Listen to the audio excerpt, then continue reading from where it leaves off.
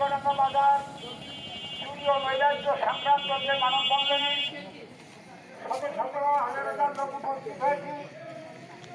সবাই দৃষ্টি আকর্ষণ করে আমি লক্ষ্য করে আজকের এই মানববন্ধন। এই চুরিটা হওয়ার ডেট ছিল গত 28 তারিখ, গত রাত্রে আনুমানিক প্রায় 1:30 থেকে 2টা শুরু হয়েছে। এই চুরিটা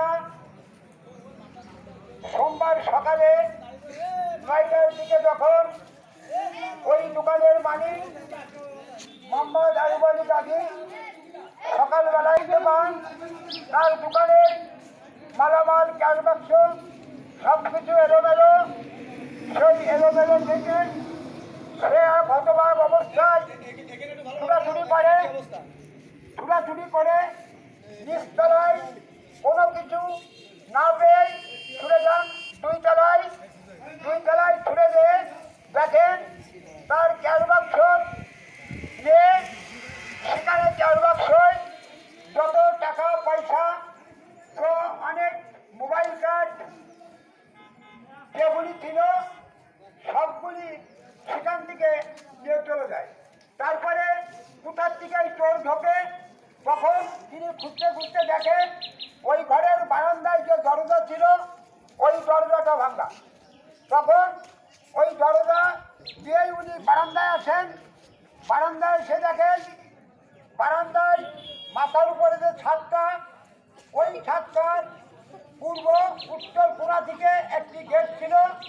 ওই গেট দিয়েই 2 তলা আর ছাদের পরে আসা যাওয়ার একটা পথ।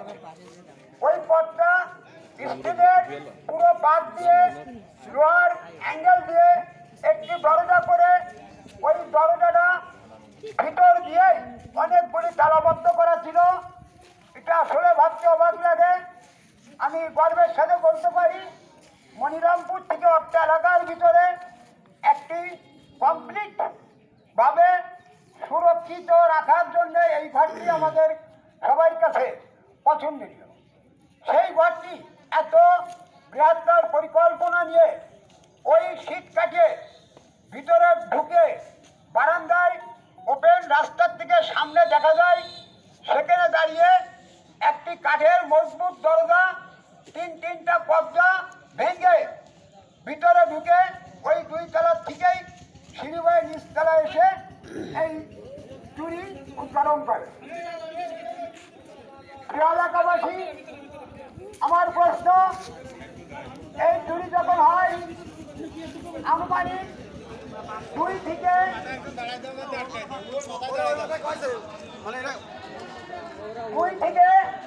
3 ঘন্টার পরে এই চুরি সম্পন্ন করে তারা নিরাপদে তাদের গন্তব্যে পৌঁছানো সম্ভব হয়নি।